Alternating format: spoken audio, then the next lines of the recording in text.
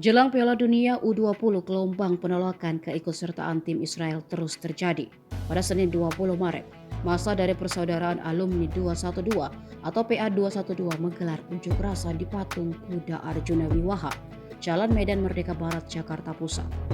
Aksi tersebut digelar sebagai bentuk penolakan mereka terhadap keterlibatan Israel dalam ajang Piala Dunia U20 yang bakal digelar di Indonesia pada Mei 2023. Di sisi lain, beberapa kalangan menilai permasalahan ini dengan bijak.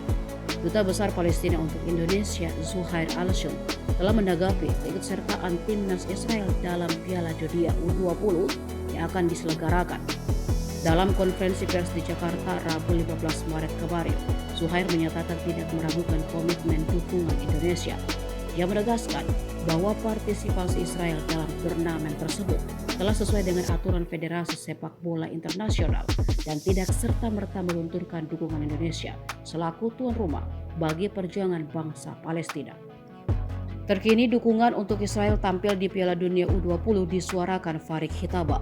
Farik adalah salah satu wasit Indonesia berlisensi FIFA yang biasa memimpin pertandingan internasional baik di kawasan Asia Tenggara maupun Asia. Dia menilai Indonesia selaku tuan rumah Piala Dunia U20 tidak punya alasan untuk menolak kedatangan timnas Israel. Hal itu karena Israel adalah anggota FIFA dan berhak mengikuti semua turnamen di bawah bendera FIFA selama memenuhi syarat.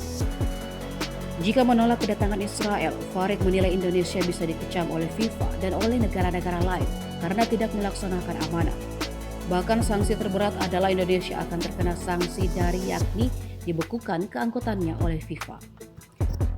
Jika Indonesia mau menolak atlet dari Israel atas dasar penjajahan dan kemanusiaan, maka Indonesia juga harus menolak atlet-atlet dari negara lain yang pernah dituduh melakukan penjajahan. Farik pun berharap pemerintah tetap mendukung penyelenggaraan Piala Dunia U20 sebab semua sarana dan prasarana sudah disiapkan jauh-jauh hari dan tinggal kick off saja.